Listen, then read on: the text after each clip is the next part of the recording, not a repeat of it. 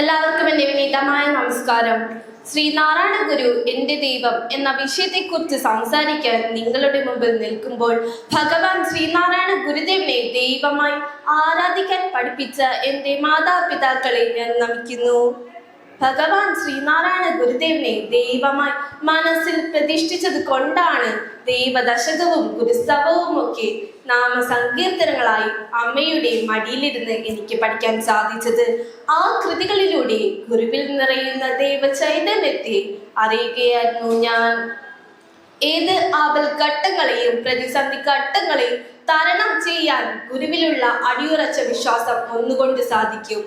73 വർഷക്കാലം ഭൗതിക ശരീരത്തിൽ നിന്നുകൊണ്ട് ജ്ഞാനലീലയാടുകയും ഇനിയും ഇതൊക്കെ ഇല്ലാതെ പോയാലും നാം ഇപ്രകാരം പ്രകാശിച്ചുകൊണ്ട് തന്നെ ഇരിക്കുമെന്ന് അരുളി ചെയ്തുകൊണ്ട് ഇന്നും ഇവിടെ പ്രകാശിക്കുകയും ചെയ്യുന്നു ഭഗവാൻ ശ്രീനാരായണ ഗുരുദേവൻ. അറിവില്ലായ്മയുടെയും അടിമത്തത്തിന്റെയും പടുകുഴിയിൽ ആണ്ടുകിടന്ന നമ്മുടെ സമുദായത്തെ വിദ്യയുടെയും മോചനത്തിന്റെയും വഴിയിലേക്ക് നയിച്ചു ഭഗവാൻ ശ്രീനാരായണ ഗുരുദേവൻ. 33 കോടി ദേവന്മാരും കൈയൊഴിഞ്ഞ നമ്മുടെ സമുദായത്തെ കൈപിടിച്ചുയർത്തിയ ഗുരുവിനെ നാം ദൈവമയത്തെ മറ്റ് ആരായി കാണും? ഗുരു ജനിച്ചപ്പോൾ മുതൽ ഈശ്വരീയത നിറഞ്ഞു നിന്നിരുന്നു. ജനിച്ചപ്പോൾ ഗുരു കരഞ്ഞില്ല. കാരണം അവശത അനുഭവിക്കുന്ന മാനവരാശിയുടെ കണ്ണീരൊപ്പാനാണ് ഗുരു അവതാരമെടുത്തത്. അവിടെ നിങ്ങോട്ട് ബാല്യകാലത്തും വിദ്യാഭ്യാസ കാലത്തും തപസ്സിൽ മുഴുകിയ കാലഘട്ടത്തിലും പിന്നീട് ജനങ്ങൾക്കിടയിലൊക്കെ ഇറങ്ങി പ്രവർത്തിച്ച കാലത്തും അടിമത്തത്തിൽ ആണ്ടുകിടന്ന നമ്മുടെ സമുദായത്തിൽ ഗുരു കാണപ്പെട്ട ദൈവമായി മാറുകയായിരുന്നു.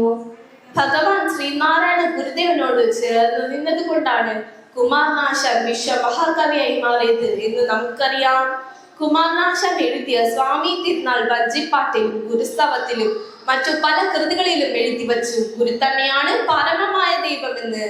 1922 ഗുരുവിനെ കാണാൻ വന്ന വിശ്വമഹാകവി രവീന്ദ്രനാഥ് ടാഗോർ പറഞ്ഞു, ഗുരുവിന് തുല്യമായ ഒരാളെ ഇതുവരെ കാണാൻ സാധിച്ചിട്ടില്ല എന്ന്.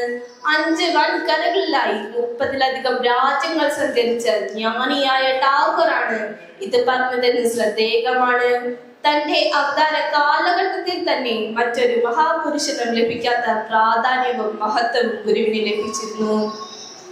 ഗാന്ധിജിയെ പോലെ ആ കാലഘട്ടത്തിൽ ജീവിച്ചിരുന്ന മഹാന്മാരെല്ലാം ഗുരുവിനെ വന്ന് കാണുകയോ അല്ലാതെ തന്നെ ഗുരുവിന്റെ മഹത്വം അംഗീകരിക്കുകയോ ചെയ്തിരുന്നു. 73 വർഷക്കാലത്തെ വിപ്ലവകരമായ ജീവിത കാലഘട്ടത്തിൽ തന്നെയൊന്നും ഗുരുവിന് എതിരാളികൾ ഉണ്ടായിരുന്നില്ല. എതിർപ്പില്ലാത്ത ആരാധന മാത്രമാണ് ഗുരുവിന്റെ ചുറ്റുപാടുകളിൽ നിന്ന് ലഭിച്ചത്.